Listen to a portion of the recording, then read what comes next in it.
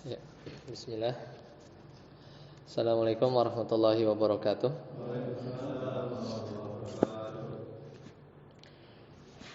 Innal hamdalillah nahmaduhu wa nasta'inuhu wa nastaghfiruh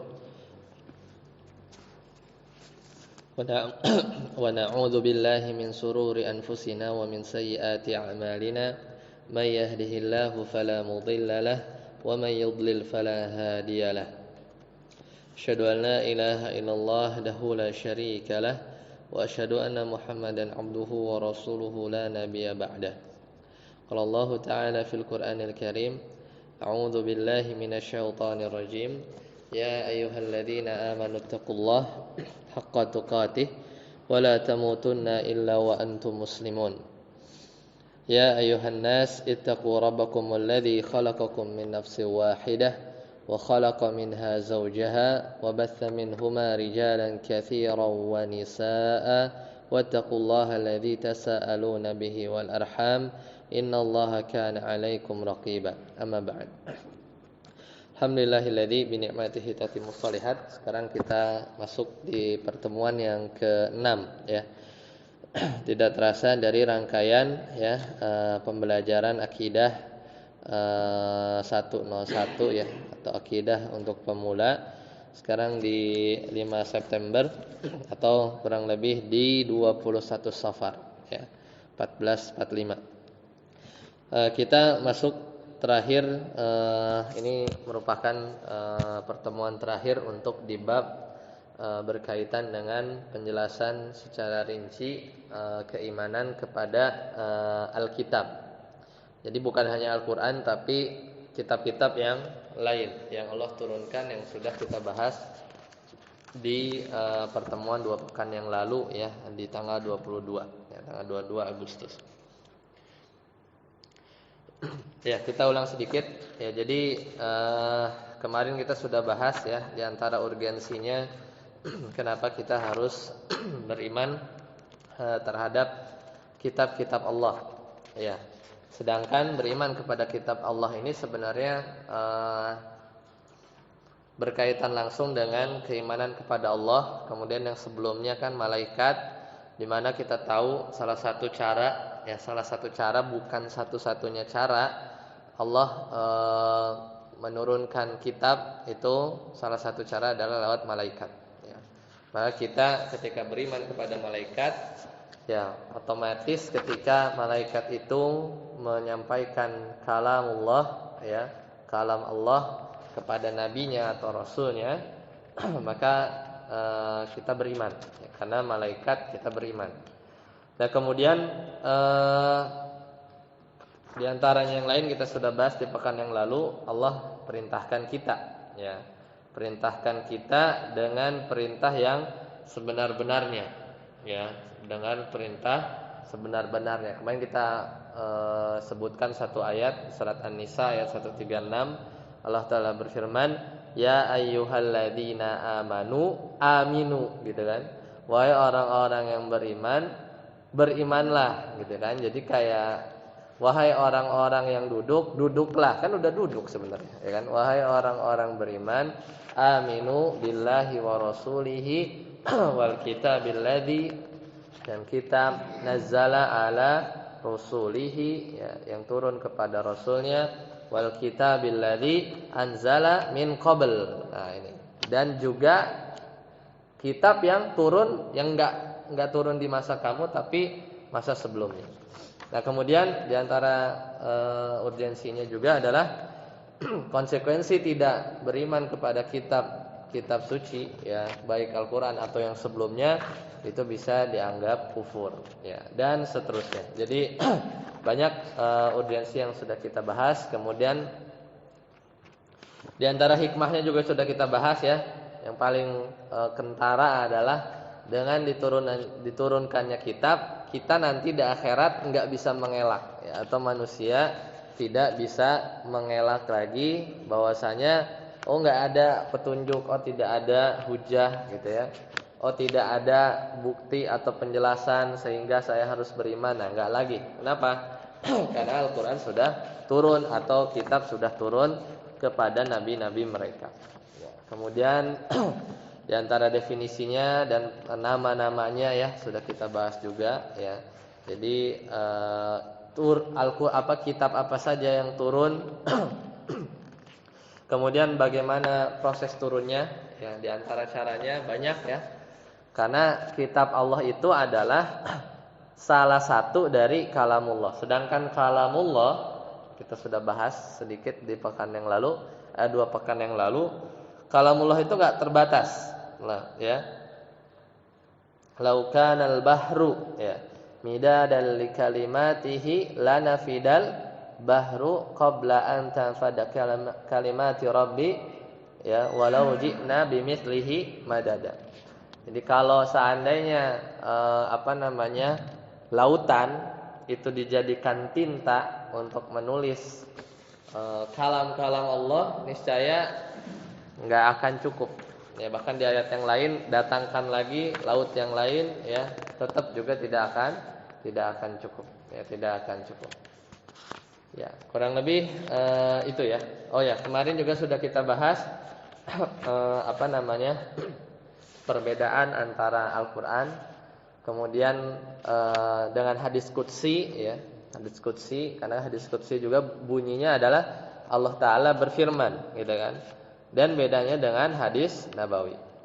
Dan poin akidah yang di-highlight adalah Al-Qur'an atau kalamullah ya, Al-Qur'an itu adalah kalamullah dan bukan makhluk ya, dan bukan makhluk. Jadi Al-Qur'an itu adalah kalamullah ya. Yang baca bismillah alif lam mim misalnya dzalikal kitabul la raiba fi, yang baca makhluk, tapi yang dibaca matlunya itu yang dibaca adalah kalamullah, bukan makhluk.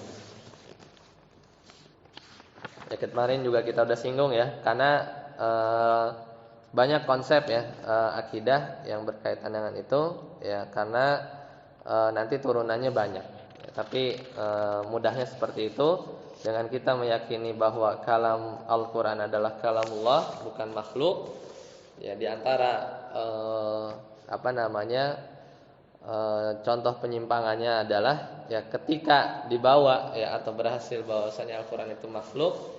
Kemudian kenapa makhluk? Karena Al-Qur'an itu adalah ungkapan ulang ya dari nabi atau ungkapan ulang ya dari malaikat ya, sehingga ada gagasan-gagasan atau ilmu yang tidak tercapture gitu ya oleh nabi atau oleh malaikat dari apa yang diingini oleh Allah Subhanahu wa taala. Nah, di situ pintunya. Oleh karena itu nanti ketika menafsirkan maka makin terbuka peluang gitu ya. Penafsirannya itu lebih tidak punya aturan yang baku ya, karena dibuka gitu ya. Bisa aja maksud ayat ini adalah begini-begini, padahal Nabi dan misalnya Nabi sallallahu alaihi wasallam sudah menjelaskan, para sahabat sudah menafsirkan bahwa maksudnya demikian. Memang tafsir Al-Qur'an itu ya tidak absolut semuanya ya. Karena memang di situ ada beberapa ragam penafsiran, tapi kalau dikatakan tidak, kalau statementnya adalah tidak ada tafsir Al-Quran yang benarnya absolut, itu keliru. Enggak. Kenapa? Karena ada tafsir yang ya kebenarannya adalah kebenarannya absolut, yaitu di mana tafsirnya itu adalah misal diriwayatkan oleh sahabat di mana hadisnya itu mutawatir ya, menafsirkan satu ayat. Maka tafsiran itu ya karena didukung oleh riwayat yang mutawatir menjadi absolut benar ya, seperti itu. Jadi biasanya gitu kalau mulai buka diskusi ya, ketika ingin menyampaikan gagasan bahwasanya tafsir ya supaya bisa lebih luas ya, biasanya diawali dengan tidak ada tafsir yang benarnya absolut ya. Kadang kalau kita kurang info, ya kita ngangguk. Ya, kemarin kita bilang iya, padahal enggak ada ya. Ada tafsir Al-Qur'an yang absolut, yaitu tafsir di mana diriwayatkan oleh di jalur yang mutawatir. Nah, kemudian Al-Qur'an kitab apa saja? Ya, kemarin Ada Al-Qur'an, ya, kemudian Taurat, kemudian Zabur, ya, kemudian Injil, kemudian Suhuf, ya. Adapun Suhufi Ibrahim, Suhuf Musa, Suhuf Musa maksudnya pendapat yang kuat adalah itu Taurat itu sendiri, ya, Taurat itu sendiri. Ya. Apa isi dari Suhuf Ibrahim, ya? Karena nanti sebagiannya ada di Al-Qur'an, sebagiannya tidak, ya. Jadi di antara kandungan di Suhuf Ibrahim itu adalah berkaitan dengan keberuntungan orang-orang yang mensucikan jiwa. Ini kan ada di surat Qad aflaha man zakkaha. Itu ada, ya. Sebenarnya Al-Qur'an ada ayat yang kandungannya mirip seperti Suhuf Ibrahim. Kemudian akhirat lebih baik daripada dunia. Di Al-Qur'an juga ada. Wal akhiratu khairu wa abqa. Ya, ada ayat. Kemudian seorang tidak menanggung dosa orang lain. Itu di antara poin di Suhuf Ibrahim.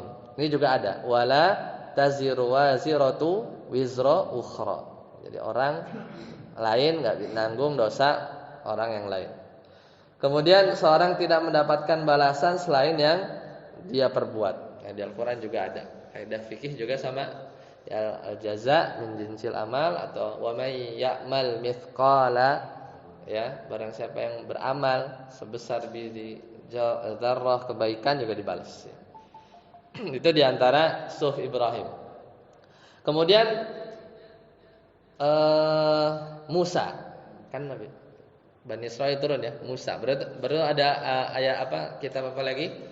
Taurat. Nah, di antara nanti kita lihat, ya, isi Taurat di antara kandungannya sama yang sekarang, ya. Yang banyak perubahan, meskipun ada dari kalangan akademisi di Yahudi itu mengklaim bahwa ada Taurat yang autentik, ya. Padahal sebenarnya itu bisa diperdebatkan, ya, kajian-kajiannya sebenarnya stop di mana bahwasanya Taurat itu berhenti keterputusan sanadnya itu sampai paling tidak, ya, di kerajaan Solomon. Jadi habis itu udah nggak ada yang hafal lagi, nggak ada yang sampai kita, ya. Kemudian gimana orang Yahudi mengklaim mereka bisa menyebutkan Taurat yang mereka pegang itu adalah otentik, ya. Ternyata enggak. Nanti kita lihat. Nah, dari isinya juga sudah kelihatan. Nah, adapun yang dulu yang ada Taurat, ya, di antara isinya adalah sama persis, ya, daripada apa yang disebutkan di Suhuf Ibrahim. Itu memang ciri kitab-kitab Allah tuh, ya, begitu, pasti enggak kontradik antara kitab yang sebelumnya. Makanya kan Al-Qur'an itu di sebagian ayat mensifati tentang Al-Qur'an adalah musaddiqal lima, ya, atau membenarkan apa yang ada sebelummu. Jadi sebenarnya Al-Qur'an itu udah saripatinya, bukan saripatinya, melengkapi, bahkan, ya, melengkapi dari apa yang sebelumnya. Nah, di Taurat juga ada penyebutan nama Nabi Muhammad SAW. Ya, makanya nggak heran orang-orang Yahudi, ya, di kajian sirah kita, dia itu ya'rifunahu kama ya'rifuna abna'ahum. Ya, orang Yahudi itu, Pak, dia kenal Nabi, ya, gimana nggak kenal? Udah ngelotok kan dari zaman Nabi Musa, ya, Bani Israil, terus, ya, Yakub terus sampai Nabi Musa, sampai Nabi Isa. Itu bacaannya itu ada Nabi Muhammad SAW. Gimana nggak kenal ciri-cirinya, nanti kapan dia akan membela di mana? Cuman yang mungkin di luar ekspektasinya mereka, orang-orang Yahudi, adalah ternyata Arab, itu aja. Soalnya rasis di situ, ya. Bukan dari kalangan Bani Israil, ya, Bani Israil. Nah, kemudian ada penyebutan sifat sahabat, ya, sahabat Nabi yang setia. Karena Nabi Isa itu punya al-hawariyin, ya. Sama juga, ya, ketika Nabi SAW, ya, waktu itu, ya, ketika menyebut Zubair, ya, engkau itu adalah hawari, ya, engkau adalah sahabat yang loyal, gitu kan. Kemudian di Taurat ada hukum kisos, ya.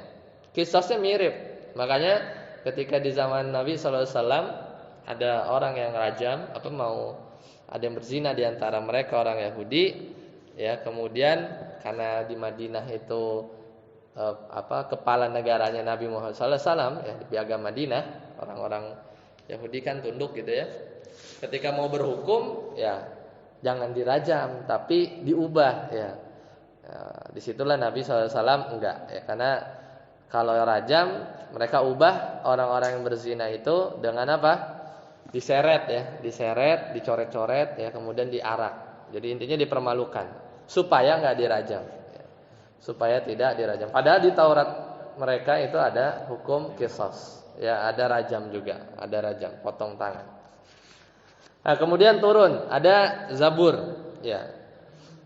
Jadi di Zabur itu isinya adalah tentang nabi-nabi yang datang setelah Nabi Musa. Ya, jadi kaidahnya itu adalah nabi-nabi yang datang setelah Nabi Musa alaihissalam, ya kaidahnya itu ya. Kan Zabur Nabi Daud ya. Jadi kaidahnya nabi-nabi yang datang setelah Nabi Musa alaihissalam itu hukumnya pakai hukum Taurat. Ya, hukumnya hukum Taurat. Jadi kaidahnya begitu. Kalau ada nabi nih muncul setelah Nabi Musa alaihissalam, maka semuanya itu hukumnya pakai hukum Taurat kaidahnya. Adapun isi Zabur ya, isi kitab Zabur itu pada umumnya menjelaskan tentang bahwa isinya itu banyak pujian-pujian. Bahasa kitanya mungkin zikir-zikir gitulah ya. Enggak tahu isinya apa. Tapi garis besarnya Zabur itu berisi tentang pujian-pujian kepada Allah. Makanya Nabi Daud itu kan memang terkenal ya, sanjungan-sanjungan beliau gitu ya. Sanjungan-sanjungan beliau kepada Nabi Muhammad SAW. Tapi ya kita sudah punya contoh yang lebih baik ya daripada Nabi Muhammad SAW. Bahkan keinginan siapa? Umar bin Khattab ya, kemarin disampaikan di 2 pekan yang lalu, ingin baca gitu ya Taurat, itu aja ditegur agak-agak keras ya sama Nabi Muhammad SAW dengan perkataan emang nggak cukup gitu Al-Qur'an gitu, pakai ngeliat-liat gitu ya. Meskipun di sini para ulama mengambil hukum gimana hukum mempelajari misalnya di kitab agama lain gitu ya. Ya dibolehkan dengan syarat ya, dengan syarat misalnya ya kuliah misalnya ada perbandingan agama gitu ya. Ya dengan syarat untuk membantah sebenarnya ya. Tapi ya hanya orang-orang tertentu. Nah, kemudian Injil. Sama, Injil juga di antara isinya ada penyebutan sahabat, sifatnya ada penyebutan Nabi sallallahu alaihi wasallam. Ya, jadi makin dekat itu memang makin banyak ya ciri-ciri nabi terakhir. Mereka paham. Ya selesai pembahasan yang kemarin. Nah, sekarang kita lanjutkan di pertemuan terakhir di tema tentang keimanan kepada kitab ya. Adapun sampai kitab sudah selesai. Sekarang kita rinci sedikit tentang Al-Qur'an. Nanti kita rinci sedikit tentang Taurat. Nanti kita rinci sedikit tentang Injil. Dari situ ntar baru kelihatan begitu sempurnanya Al-Qur'an, begitu terjaganya Al-Qur'an, begitu ya kita bangga lah punya Al-Qur'an ketimbang kitab-kitab yang lain. Nah, di antara keistimewaannya pertama, Al-Qur'an itu mudah dihafal meskipun kita enggak hafal-hafal. Meskipun kita enggak hafal-hafal. Tapi ya Allah Ta'ala kan berfirman nih begini di surat Al-Qamar ya kan. Allah Ta'ala berfirman, a'udzubillahi minasyaitonirrajim, wa laqad yassarnal Qur'ana lidzikri fahal mim muddakir. Dan sungguh telah kami mudahkan Al-Qur'an lidzikri ya untuk diambil pelajaran, fahal mim muddakir. Maka siapa yang mau ngambil pelajaran gitu kan. Kalau udah mudahin tinggal kita mau apa enggak. Nah, memang tafsiran ayat ini 2. Jadi mudah dari apanya gitu ya. Pertama mudah dari menghafal. Cukuplah kalau kita enggak hafal, cukuplah yang lain para hafiz-hafiz itu gampang banyak ya. Baik yang orang Arab asli, orang non Arab. baik yang muda, baik yang nenek-nenek, kakek-kakek, ada ya banyak kisah-kisah yang udah di atas 50 hafiz Al-Qur'an, baru ngafal saat tua, bukan ngafal saat muda. Nah, itu jadi bukti gitu kan. Kan membuktikan ayat ini kan gak mesti seluruh dunia harus hafal, ya enggak? Benar gak? Membuktikan ayat ini bukan ayat ini adalah sahih, maknanya itu tinggal datangkan aja satu, berhasil, selesai. Al-Quran itu benar. Kan nggak mesti seluruh manusia dari zaman dulu sampai nggak dari zaman Nabi Muhammad SAW sampai sekarang harus hafal semua, nggak perlu gitu kan. Satu bukti aja, statement ini udah benar. Walaqad yassarnal Qur'ana lidzikri fahal min mudakkir. Nggak perlu kita datengin ya 1000 adalah 10.000 orang hafiz, kalau dihitung mungkin ada, tapi nggak perlu kita datengin atau untuk membuktikan ayat ini benar adalah semua manusia hafal Al-Quran, nggak perlu. Ya cukup satu ya udah, sebenarnya udah clear. Ya.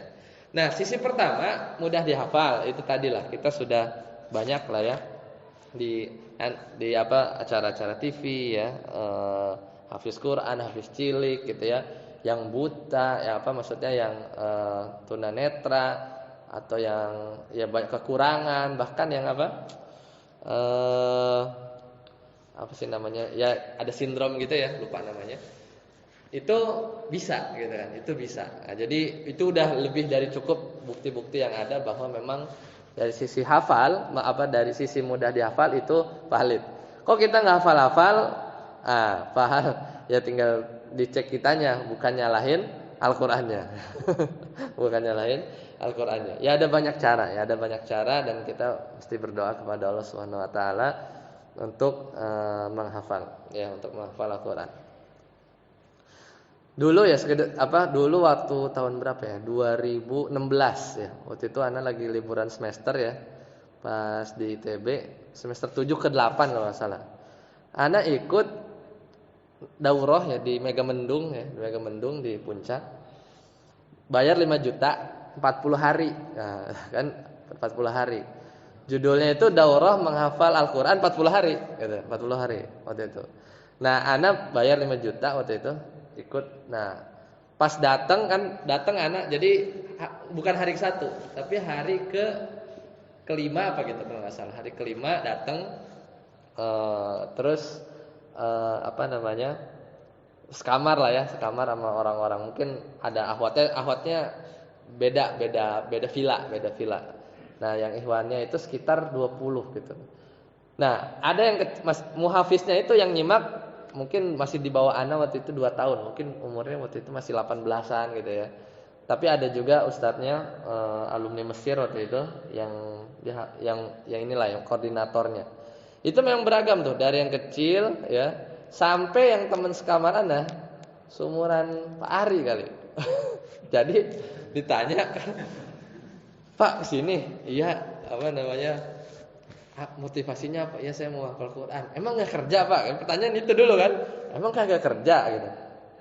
"Iya saya dia kebetulan pebisnis gitu ya. Ininya saya handle saya alihkan ke istri gitu ya.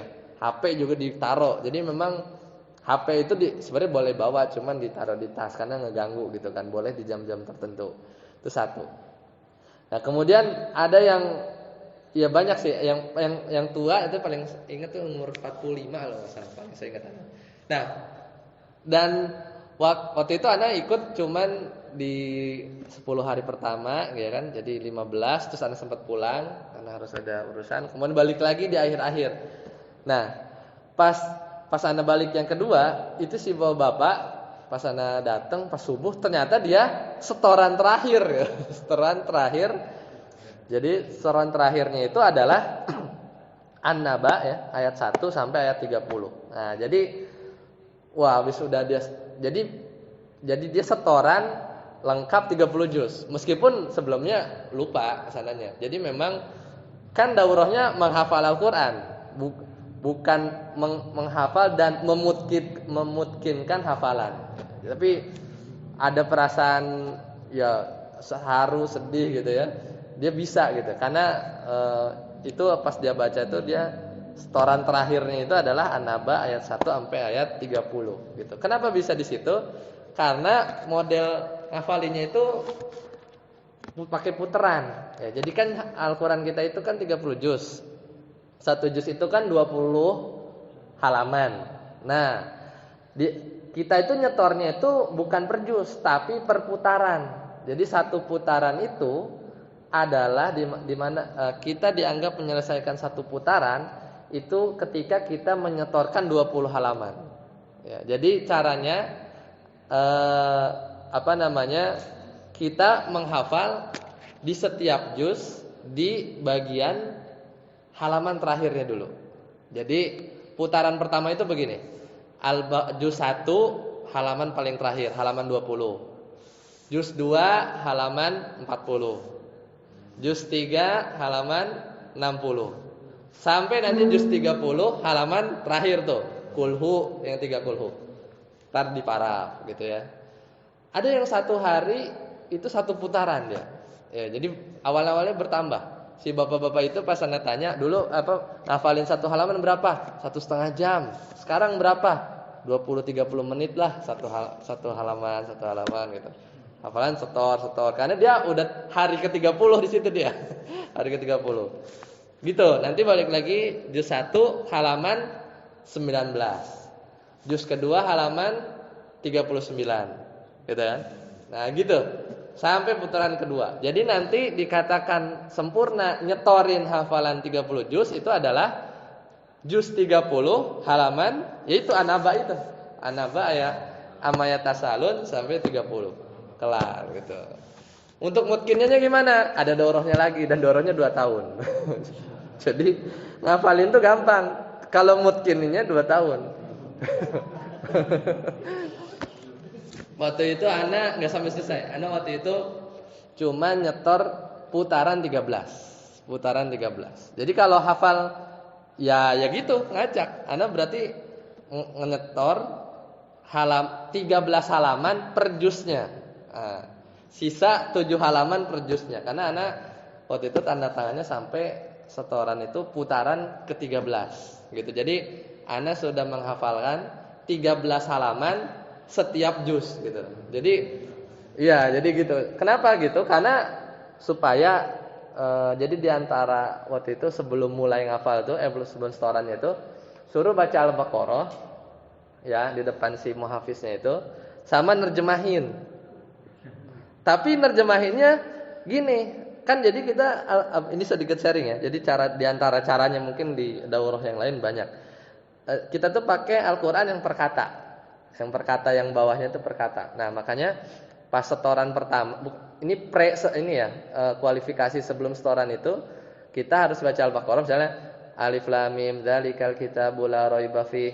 Ya kitab inilah kitab yang tidak ada keraguan di dalamnya gitu ya. Kita baca sedapatnya kita. Sedapatnya kita ini artinya apa? Sampai ayat 286. Tujuannya apa? Ternyata semua kosakata Al-Qur'an itu ngumpulnya di Al-Baqarah. Gitu. Ngumpulnya itu di Al-Baqarah, mungkin hampir 70% lah. Ya, kalau kita kenal tuh si kosakatanya itu hampir semua ngumpul di Al-Baqarah. Ya, jadi makanya itu didahulukan baru setoran. Nanti setorannya itu memang pakai perkata. Jadi diantara untuk memudahkan. Tapi kalau pas udah selesai ditanya hafalan yang dulunya ya lupa ya, karena itu daurah yang lain.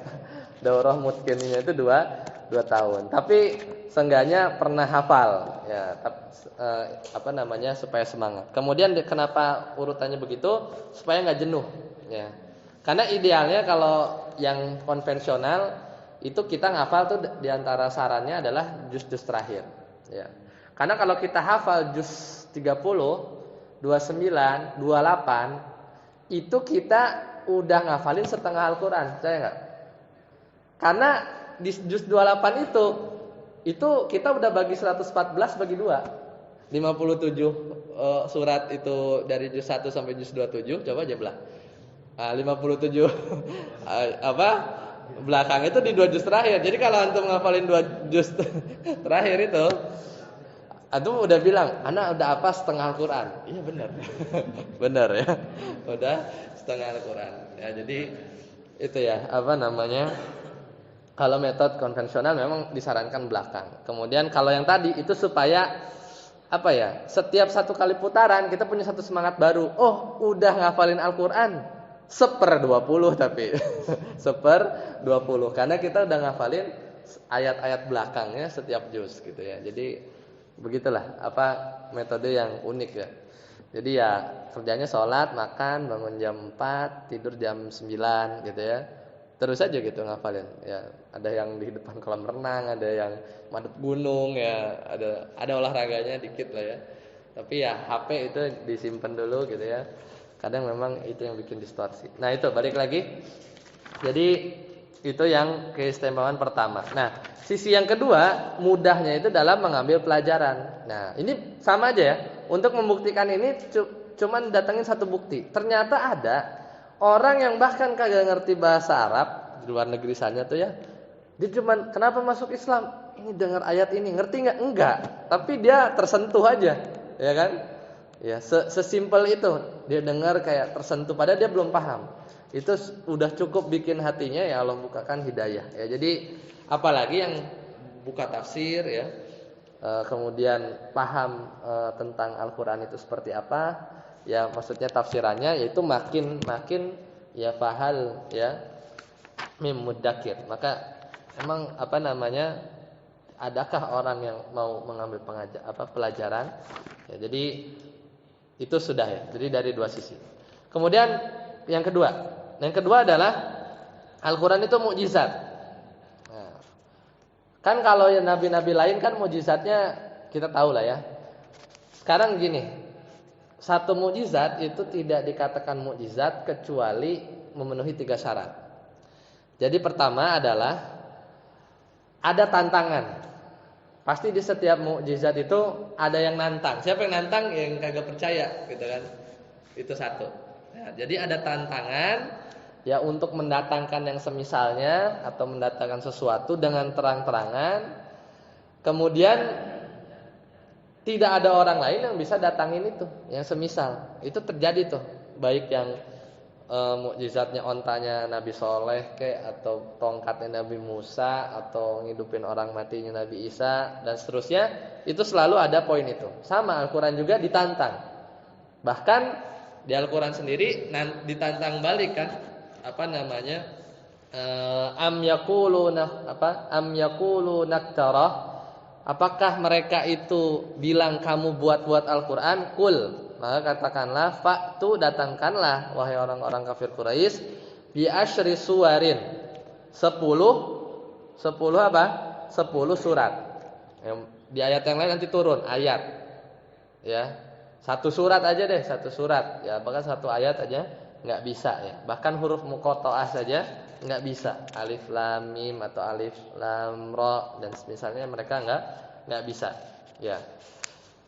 Kemudian ciri yang kedua, disebut mukjizat itu kalau terkumpul segala faktor yang memotivasi untuk orang yang nantang Nabi atau Rasulnya itu untuk ngalahin dia.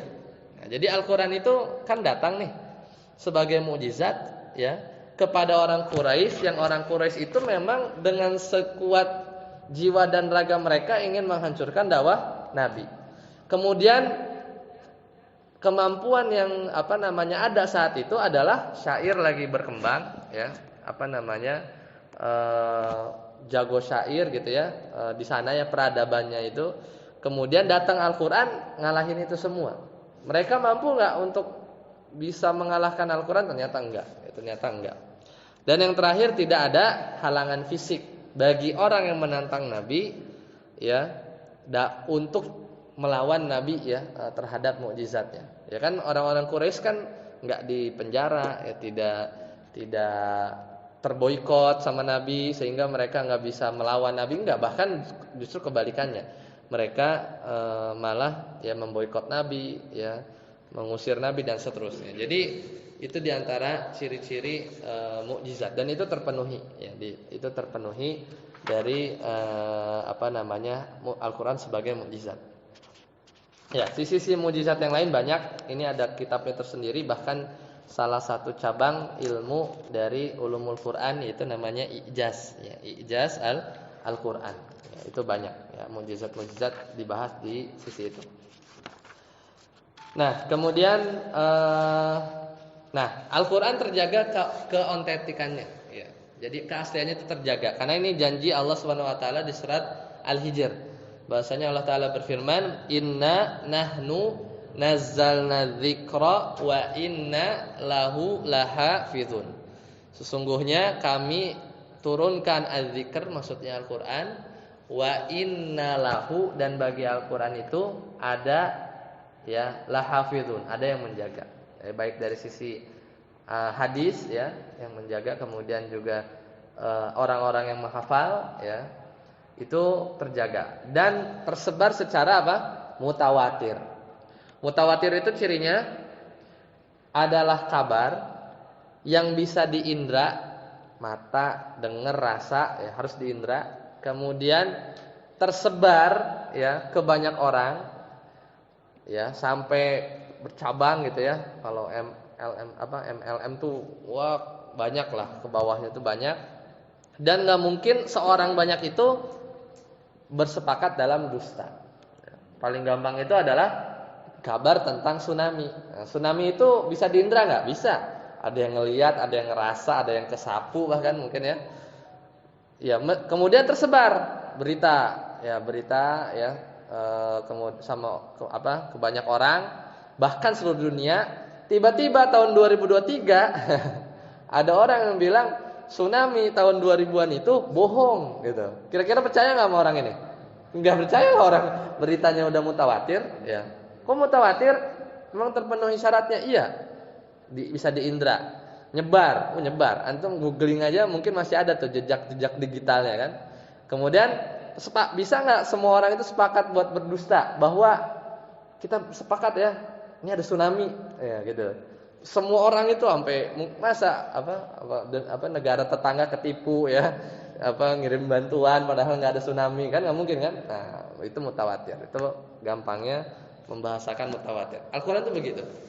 Al-Quran itu gambarannya seperti itu. Jadi kalau tiba-tiba ada yang bilang Al-Quran, ya, tidak otentik, kok, itu tuh udah menyalahi akal gitu. Karena susah, ya, untuk membantah kabar yang sifatnya mutawatir. Ya, itu diantara sisi-sisi keistimewaan Al-Quran. Nah, sekarang kalau kita coba lihat dari sisi Alkitab yang lain, ya. Nah, contohnya adalah misalnya Bible, ya. Bacanya apa? Bible apa ya. Jadi ini karya kitab suci yang sekarang dipegang oleh kaum Nasrani. Nah, ini ada dua. Biasanya disebut PL, itu perjanjian apa? Perjanjian lama. Ini isinya Taurat yang kita yakin bahwa banyak perubahan. Satu lagi adalah PB, ya, perjanjian baru, ya, perjanjian baru. Kalau ngomongin sanadnya banyak, dan maksudnya banyak versi, maksudnya banyak versi, banyak juga penelitiannya. Tapi apa yang membedakan antara perjanjian lama sama perjanjian baru? Ya, di situ kandungannya itu tergantung dari raja-raja, ya. Raja-raja, kemudian nabi-nabi kecil itu nabi-nabi yang setelah di kalangan Bani Israel gitu, ya. Itu beda antara perjanjian lama sama perjanjian baru. Ya, jadi kalau perjanjian baru itu ada 4 bagian utama, ya. Jadi biasa kita dengar, ya, kalau pernah diskusi sama teman-teman Nasrani itu ada kitab Injil Matius, ya, Markus, Lukas, Yohanes, ya. Biasanya itu yang. Kemudian satu kitab sejarah, ya, ada sejarah para nabi Bani Israel. Kemudian 2 surat tentang Rasul dan 1 kitab Wahyu. Nah, kalau perjanjian lama itu lebih banyak, ya, lebih banyak karena Taurat kan, karena Taurat itu tadi gimana kaidahnya? Nabi yang datang setelah Nabi Musa itu pakai hukum Taurat, ya, hukum Taurat. Nah, itu Bible, ya, perjanjian lama, perjanjian baru. Nah, sekarang kita ngomongin Tauratnya. Taurat yang Nabi Musa, ya, Taurat yang Nabi Musa. Nah, ya qadarullah Taurat yang Nabi Musa sampai kalau ngomongnya saat ini itu sanadnya nggak nyambung sampai ke Nabi Musa alaihissalam. Kenapa? Pertama, karena Taurat itu nggak ada yang hafal, ya, tidak ada hafal. Terus maksudnya tidak ada yang hafal kecuali nanti ada tentu Nabi Musa cuma ada 4 orang. Itu juga zaman dulu yang hafal. Satu. Kemudian Taurat pernah hilang. Nah, ini yang jadi kayak missing link sendiri gitu ya. Jadi ada kabar ya bahwa Taurat sempat hilang. Makanya nanti ketika ada orang yang dia bisa mendiktekan kembali Taurat seperti yang dibawa Nabi Musa, itu orang langsung disembah. Itu adalah Uzair. Nah, kenapa? Karena Nabi ya, ketika itu dia bisa mendiktekan kembali isi Taurat yang orang kagak ada yang hafal. Makanya bukan lagi jadi Nabi disembah. Uzair ibn Allah. Ya, jadi sampai seperti itu. Karena saking apanya? Saking kagak ada yang hafalnya. Nah, kalau kita ngeliat Al-Qur'an ada yang ada yang hafal, ya biasa, cuman masya Allah lah hafal Al-Qur'an. Cuman ya banyak gitu kan. Ini karena ini di sisi itu aja, ketika ketemu satu makhluk atau nabi Nabi alaihissalam Uzair yang hafal bisa mendiktekan kembali Taurat, itu langsung ya disembah, diagung-agungkan. Ya, jadi kenyataannya ya qadarullahnya Taurat itu tidak ada yang hafal, tidak dihafal oleh seorang pun ya. Kemudian Taurat juga tidak ada sanad yang nyambung ya sampai Nabi Musa. Kemudian poin yang ketiga, Taurat pernah hilang ya. Pernah hilang, ini jadi missing link tersendiri, meskipun anggaplah ketemu gitu ya. Ya kalau udah ketemu juga kagak ada yang hafal gitu kan. Hanya sebagian orang-orang yang terpilih. Kemudian tidak bisa dibuktikan keotentikannya. Meskipun tadi di awal Anda bilang ada klaim dari akademisi di kalangan Yahudi yang menyatakan bahwa ada yang sampai. Nah, anggaplah sampai. Sekarang kita lihat isinya, gitu kan? Anggaplah yang nyampe itu benar. Sekarang kita lihat isinya. Ternyata, ya, gambaran-gambaran Allah Subhanahu Wa Taala berkaitan dengan Taurat yang anggaplah itu benar nyampe, gitu ya. Tentang nama-nama dan sifat Allah itu jauh sekali dengan Al-Qur'an. Nah, sekarang anggaplah benar gitu, anggaplah benar. Kemudian pas dibaca isinya, ya di sebagian pembahasan kita ambil di pembahasan tentang ma'rifatullah, itu konsepnya beda sama Al-Qur'an, tinggal milih mana yang mau diambil. Sedangkan Al-Qur'an ya yang sudah jelas-jelas mutawatir itu isinya berkebalikan dengan penyifatan-penyifatan Allah di misalnya Taurat di Perjanjian Lama. Contoh, misalnya di Perjanjian Lama itu Allah disifati dengan sifat menyesal. Ya. Ya Maha Suci Allah dari ya pensifatan Allah memiliki sifat menyesal. Itu ada di kitab Kejadian ya ayat 5 sampai 12 ya. Jadi kalau dibaca ya sedikit ya. Ketika dilihat Tuhan bahwa kejahatan manusia besar di bumi dan bahwa segala kecenderungannya hatinya selalu membuahkan kejahatan semata-mata. Ini mirip kayak penciptaan, maksudnya di bab penciptaan Nabi Adam ya. Manusia. Yang ketika itu kan malaikat bilang bahwa dia akan merusak buat kerusakan di muka bumi.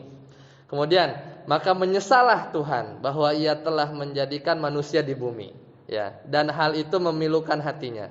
Berfirmanlah Tuhan, aku akan menghapuskan manusia yang telah kuciptakan itu dari muka bumi, baik manusia maupun hewan dan binatang-binatang melata dan burung-burung di udara, sebab aku menyesal bahwa aku telah menjadikan mereka. Nah, itu pensifatan di sebagian Perjanjian Lama ya. Ya, itu di kita ada ya. Kalau kita pernah baca artinya pasti ada kisah yang mirip. Kemudian yang Allah kita nafikan juga adalah pensifatan Allah itu lupa. Di mana Allah lupa? Dan ini disifati di Perjanjian Lama ya, di kitab Kejadian ya. 9 ayat 12 dan 15. Ya, jadi ini terkait ya Anda bacakan. Busurku kutaruh di awan, supaya itu menjadi tanda perjanjian antara aku dan bumi. Apabila kemudian kudatangkan awan di atas bumi, dan busur itu tampak di awan, maka aku akan mengingat perjanjianku. Ya, jadi yang dimaksud dengan busurku itu adalah pelangi maksudnya. Sebagaimana yang dijelaskan oleh orang-orang Kristiani. Ya. Jadi pelangi itu mengingatkan bahwa Allah itu agar membiarkan hujan turun terus. Ya, jadi itu Allah lupa ketika yang kapal Nabi Nuh itu. Jadi lupa naruh itu sehingga hujannya itu terus sampai banjir bah. Nah, jadi yang biasanya busur pelangi itu muncul setelah hujan reda, ya jika hujan reda maka semestinya Allah tidak perlu diingatkan kembali. Jadi gara-gara banjirnya Nabi Nuh, ya banjir bah itu karena Allah lupa. Ya, Allah lupa. Ya, dan banyak ya di sini antaranya yang enggak Anda sebutin satu persatu ya. Allah menyeruh telanjang ya di surat Yesaya, kemudian Allah istirahat. Nah, ini ada nih. Kalau Allah istirahat ada.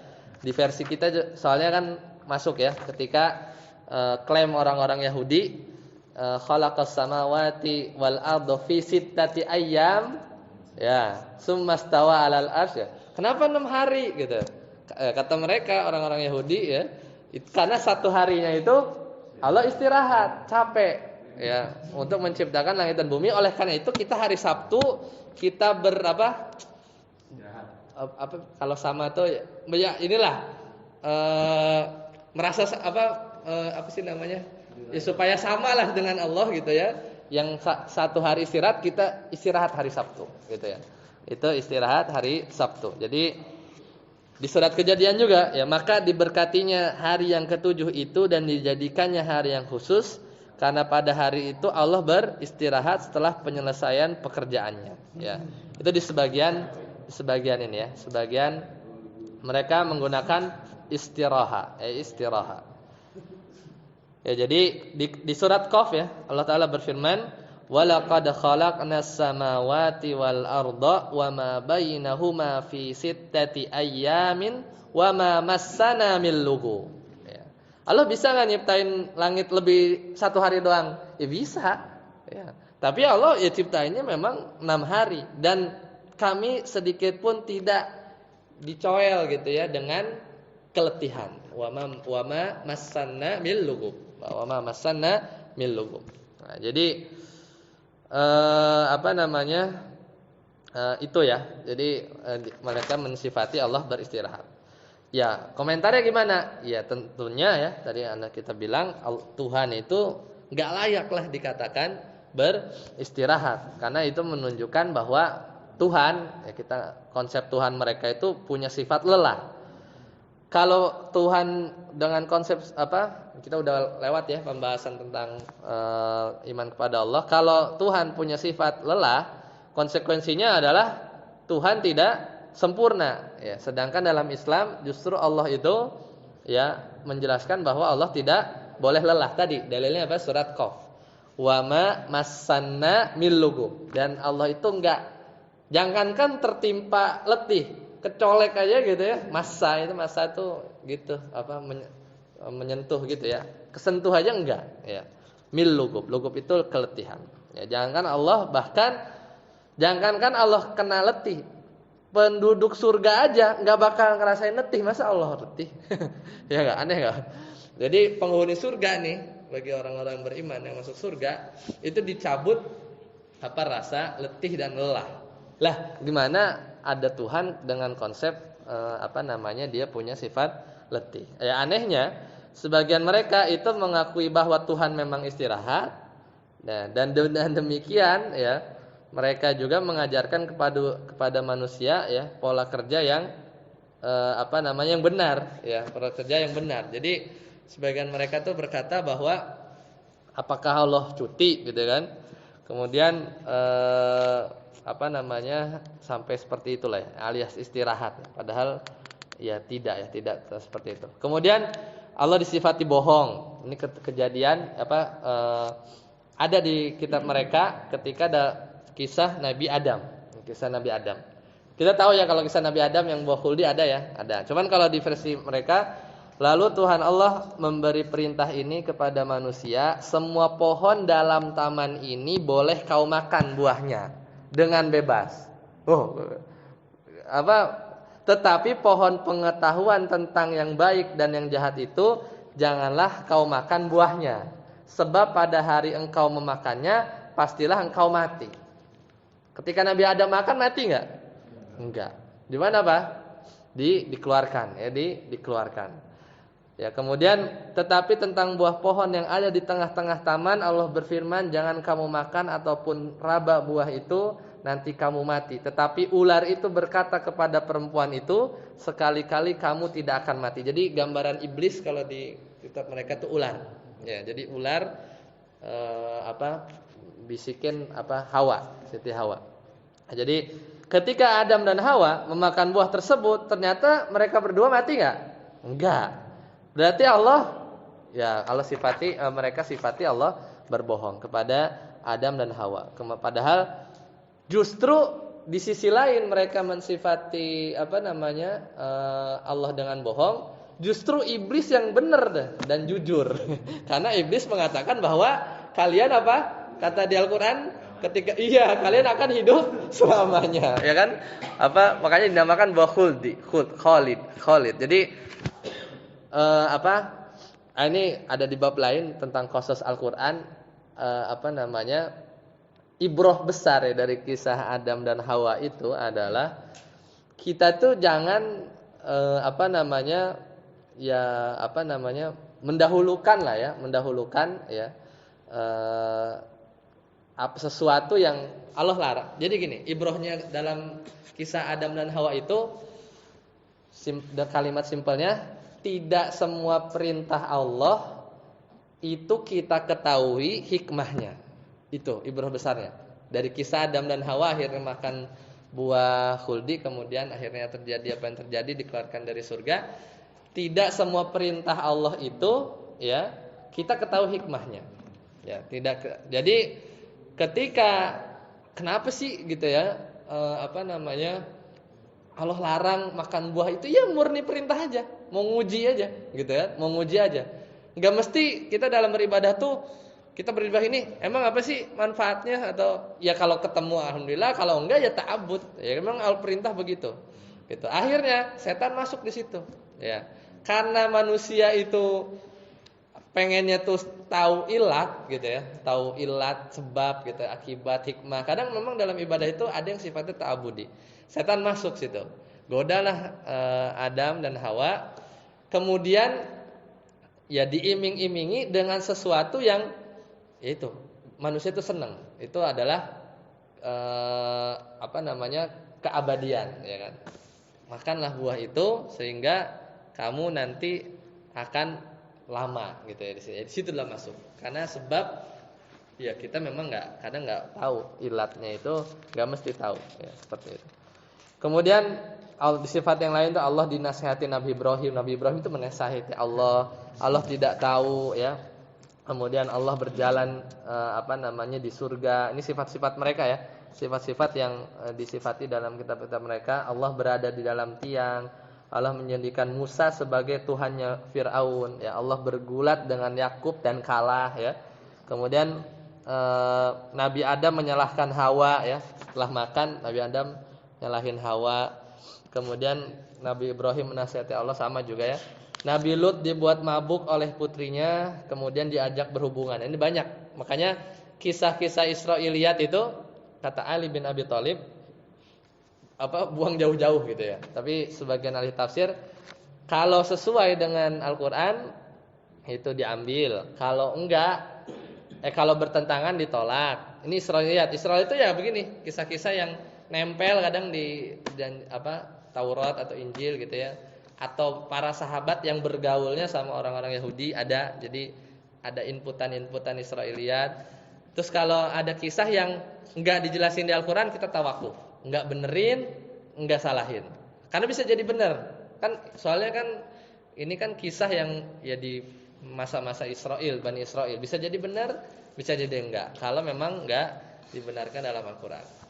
Kemudian Allah murka kepada Nabi Musa ya. Kemudian Nabi Harun membuat berhala patung lembu ya. Kemudian disembah oleh Bani Israil. Padahal yang bikin siapa? Bukan Nabi Harun ya.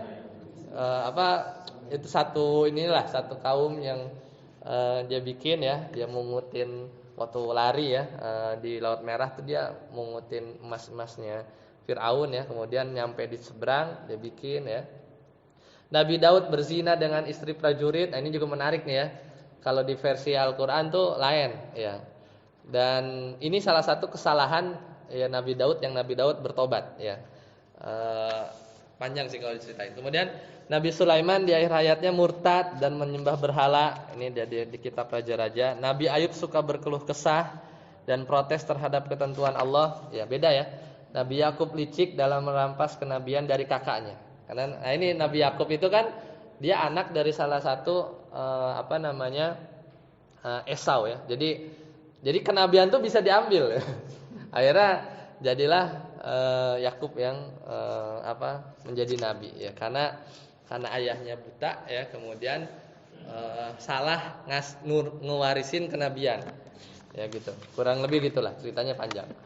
Nah, itu di antara Taurat sama juga ya di sisi Injil juga banyak contoh-contoh atau kisah-kisah, bahkan kalau tentang sanad Injil itu banyak ya sanad-sanad yang banyak missing link, ada beda ya, di sini sekian sanad, di sini berapa orang, jadi banyak yang diringkas ya, beda dengan Al-Qur'an. Mungkin detailnya nanti kalau ada kesempatan bisa belajar yang namanya mustalahul hadis ya. Bagaimana kita meneliti sanad ya. Baik itu hadis, kalau Al-Qur'an tidak ditanya, cuman biasanya hadis ya. Karena di hadis itu banyak penafsiran ya. Dan kadang kita perlu ya sedikit ilmu tentang itu. Baik, sampai sini dulu. Insyaallah kita lanjutkan di pertemuan yang akan datang, pertemuan 7 dan 8. Itu tentang keimanan kepada Rasul. Insyaallah sampai sini dulu. Subhanakallahumma bihamdika asyhadu an la ilaha illa anta astaghfiruka wa atubu ilaik. Assalamualaikum warahmatullahi wabarakatuh.